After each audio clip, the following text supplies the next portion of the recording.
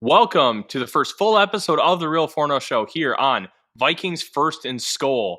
I'm your host, Tyler Forness, and we've had a very interesting day in the landscape of free agency. If you caught our earlier videos from the day, we talked about the Jordan Hicks restructure and the Vikings agreeing to terms with tight end Josh Oliver. We'll touch on those a little bit, and we'll also try and project forward, and especially talk about the cornerback position and what it means with some of the big names already having signed.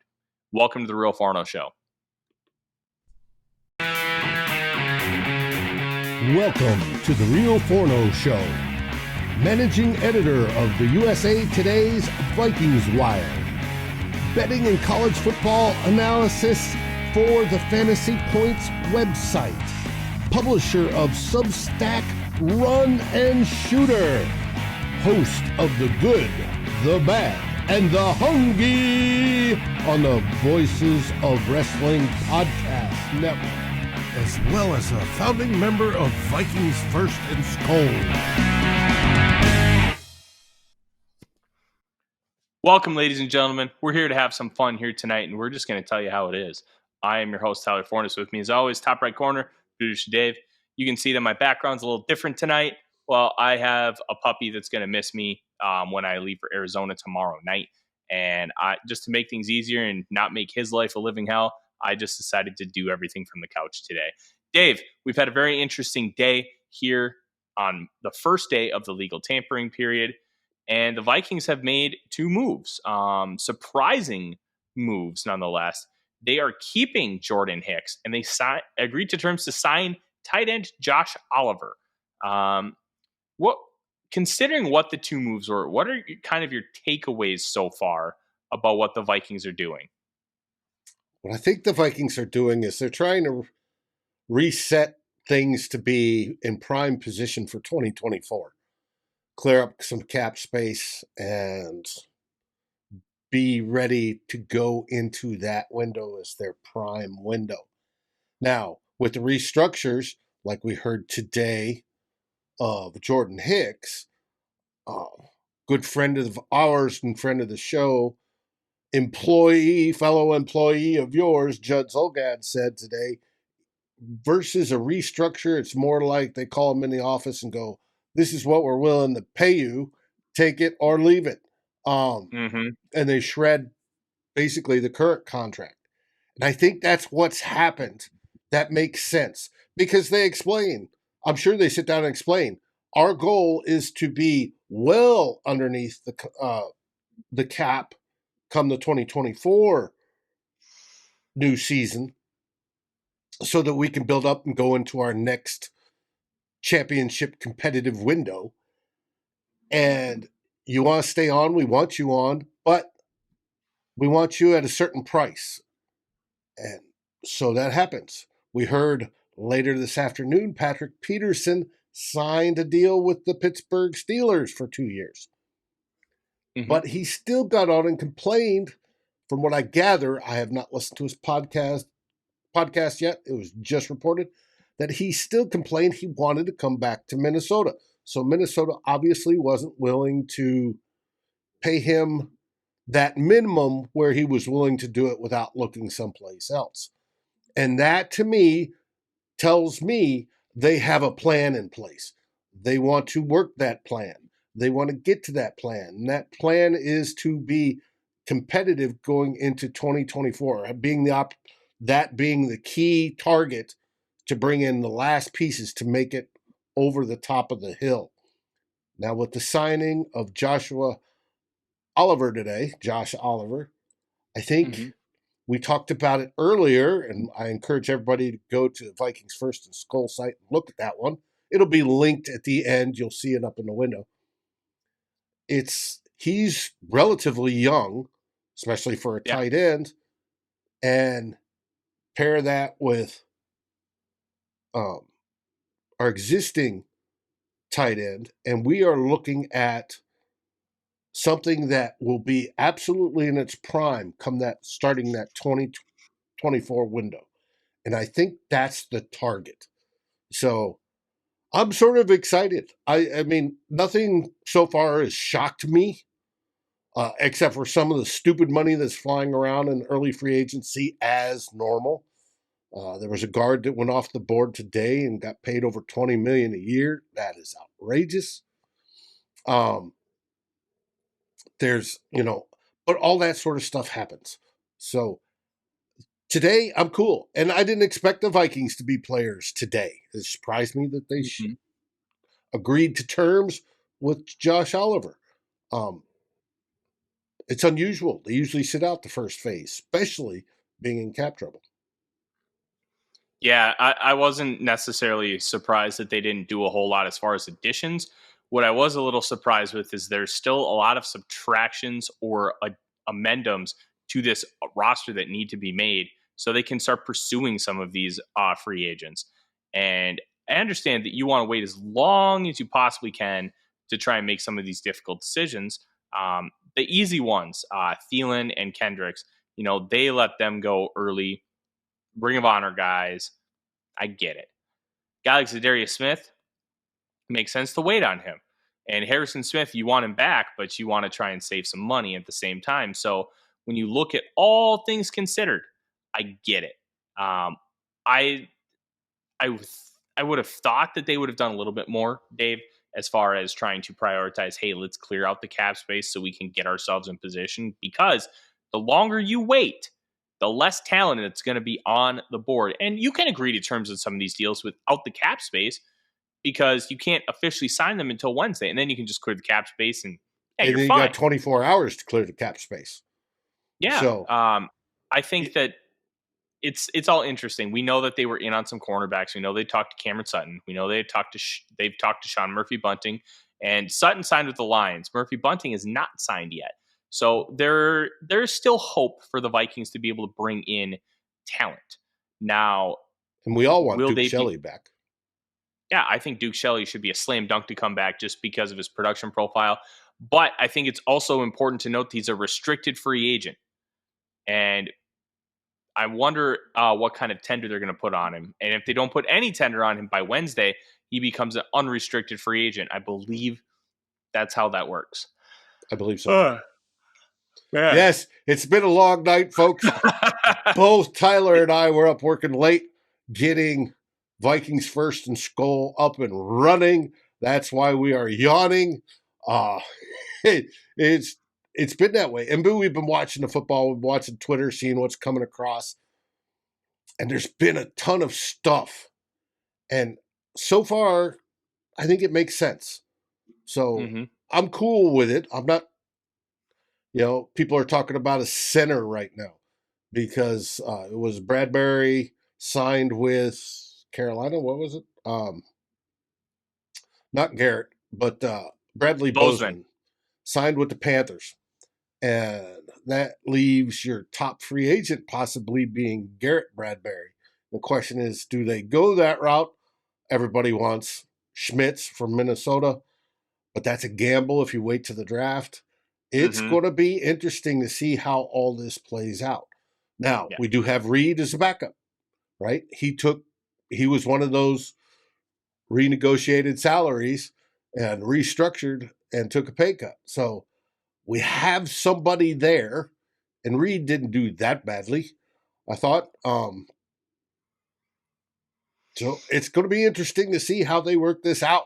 We said this last week. This is going to be exciting. Mm-hmm. Yeah.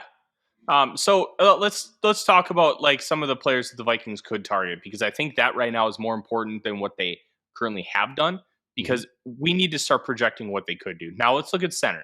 I have overthecap.com pulled up and they have a free agency tracker that shows everybody who's a free agent and what type of free agents they are. Unrestricted free agents, restricted free agents, which you can offer, but the other team has an opportunity to match. Exclusive rights free agents, which nobody can talk to.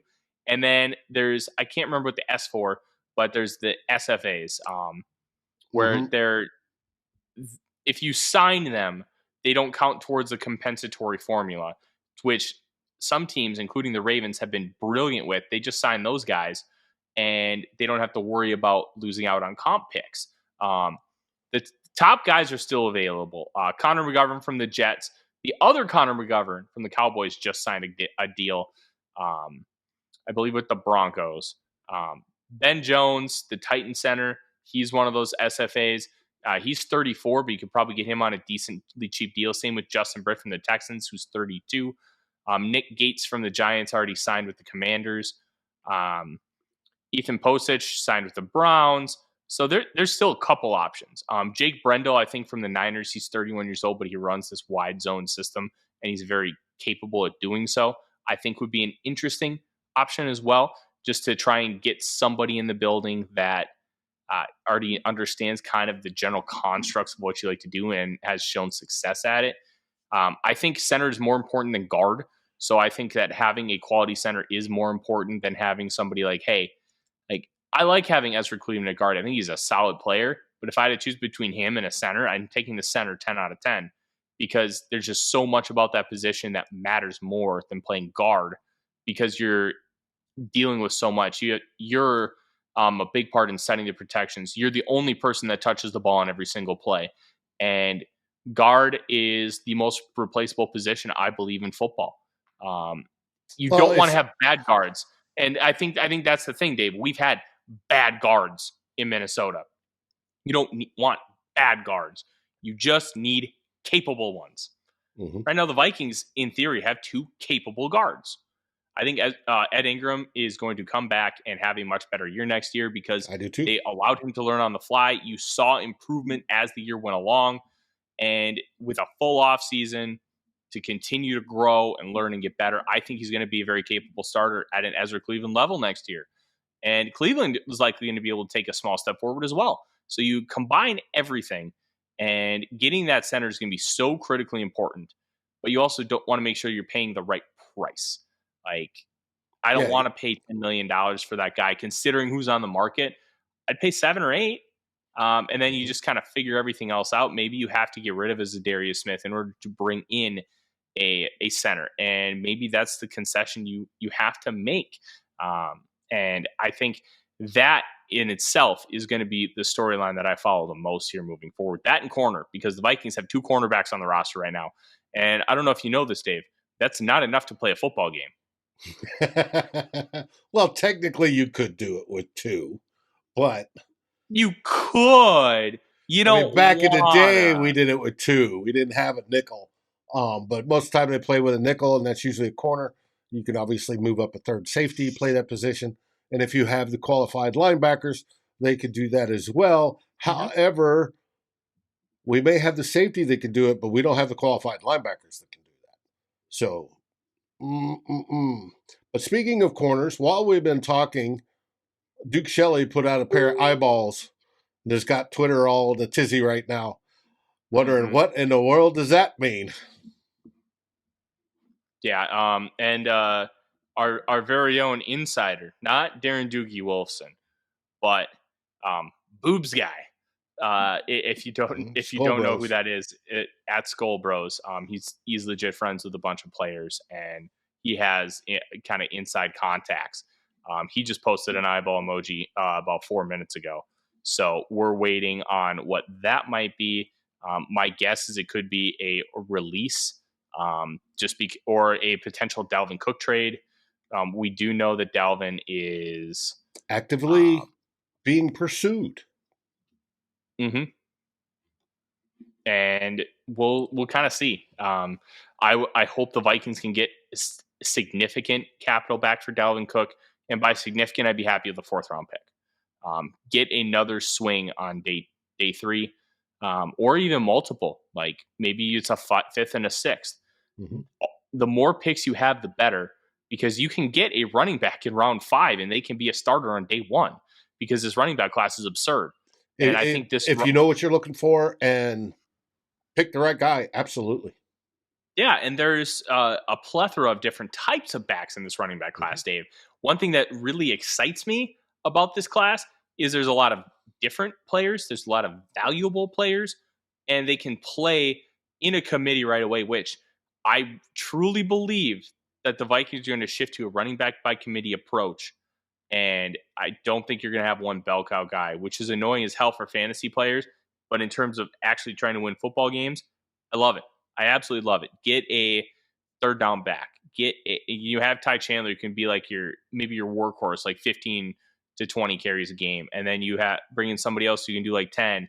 Then you have a guy who can just be a third down guy who's a really good blocker. Ty Chandler is a good blocker as far as pass blocking, but some of those elements I think are going to be really key, and it's going to be interesting to see how they approach free agency in the draft from a running back perspective. I'm very excited to see how that all works out, because the running back position, it may be like, oh, running backs don't matter. Running backs matter. Individual players don't. And I think the running game matters and how efficient it is. The difference is when it comes to running backs, you don't go from a Ford Pinto to a Lamborghini. You go from a Ford Fusion to a Ford Mustang. Like, you're not looking at all these like massive upgrades and how much of a difference maker one player is going to be from the running back position, because this isn't 1995. This isn't Barry Sanders or Adrian Peterson putting the team on their back and taking them to the playoffs basically single-handedly. Like, it's just a different league, and you have to approach the position differently. I would fully expect the Vikings to sign a veteran. I would push for Jerick McKinnon to come back, because he's got that 3-down ability. He's a really good receiver and a pass blocker. He's got that veteran presence, and he doesn't have a lot of tread on the tires, especially because he missed 2 years with that ACL injury. And his knee looks fine now, and I think that makes a really big difference. Get him to mentor a couple of those young guys, and then he can go on his merry way. Like, I think that would be a really smart approach to the position. We'll see how the Vikings take it. But I think, Dave, we're going to make this show a little abbreviated today just because of everything that's going on. And we're going to continue to do live shows. I will be flying to Arizona on Tuesday night, so I may be available for a few less than I normally will be. But we're going to be doing a lot of live stuff, especially as things break. And once YouTube verifies us, yes, Dave will be able to hop on. Come on, gods at Google. Please finish that verification process so you can turn on the live ability. We don't have to wait 2 months to get it. Yeah, I would really like to be able to go live tomorrow morning, because we hit that 50 follower count. We're already over 100. And we appreciate that to no end. Oh, greatly appreciate it. As of this moment, we're at 116, and considering that this channel has basically been active for about 22 hours, that's incredible. And we're looking to continue to grow this space in this community and make this the number one spot for all of your Minnesota Vikings coverage, along with VikingsWire.usatoday.com, where I am the managing editor, and you can read all the written work. But let's talk about cornerbacks before we get out of here, Dave. It's been a very interesting position. The Vikings need to realistically add 4 for the opening day roster. There are some intriguing names out here. We've seen 4 on top of the 2. You're saying you want to have 6 in the room. 6, yeah, minimum. Yes, I want 6. So let's take a look at some of the options that have already signed. Cam Sutton has agreed to a contract with the Lions. Jonathan Jones, who is my number 1 target for the Vikings, re-signed a deal with the Patriots. He is officially signed because he was already a Patriot. 2 years, $19 million. Patrick Peterson has agreed to a contract with the Steelers. We don't currently know the terms because we just don't. We won't till kind of annoying. We probably won't till after Wednesday. Yeah, Wednesday at the earliest, but after Wednesday. They were still working on nuance, so those hadn't been announced yet. But there are some interesting names at the top. Marcus Peters, he's 30 years old, coming off an injury-riddled season, but the guy is tremendous in man coverage. William Jackson III, tall, long cornerback, just got released by the Steelers after they traded for him mid-season from the Washington Commanders. I think that if you can get him at a decent price, he would be a really good option as a stopgap, especially if you want to invest some draft capital in the position. Shaquille Griffin in the same way. The Vikings tried to pursue Griffin in 2021, but he ended up becoming a Jacksonville Jaguar, only 28 years old. Ronald Darby somehow is only 29. I feel like this guy's been in the NFL for the last 25 years. He's been on a few teams, but he's always been a stalwart player. James Bradbury is probably going to be out of our price range. He's probably going to get that $15 million mark because he played so well with the Eagles last year. Emmanuel Mosley, coming off a torn ACL, more of a zone corner, but I think you can utilize him in man coverage enough where he's going to be just fine. I think that's an interesting option. Nick Needham from the Dolphins, more of a slot guy. He made $4 million with the Dolphins last year. And then everybody's favorite, Eli Apple. Look, he's fine. He's a capable corner. And quite frankly, you need more capable corners than you need star corners, because you just need to not have a weak link. It's a weak link system. You have one bad corner, everything falls apart. But if you have, because that's where they're going to target. If you have good corners across the board, all you have to do is be good.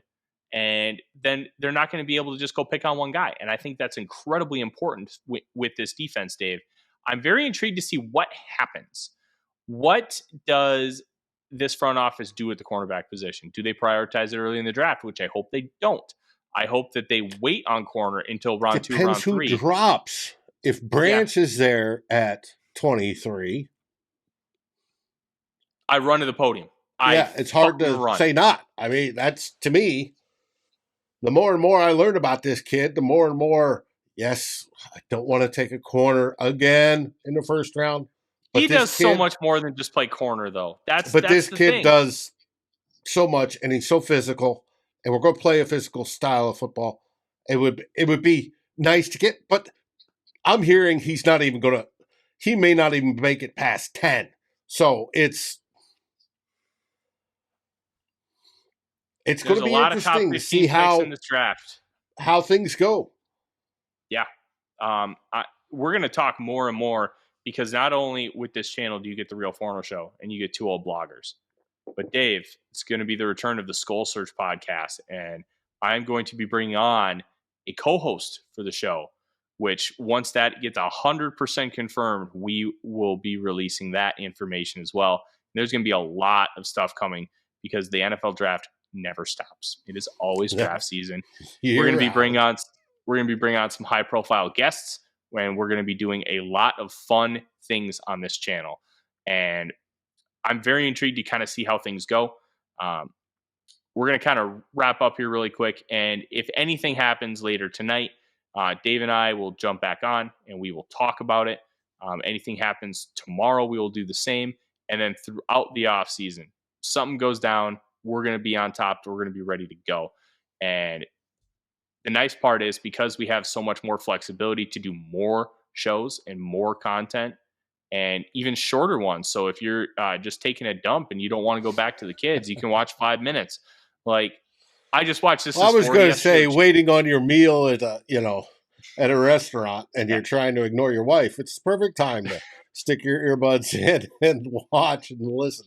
But exactly, it's what I miss the most, and this is, come on, Google, verify so we go live. So I miss interacting with the fans, because you guys are great. All of you, you know who you are.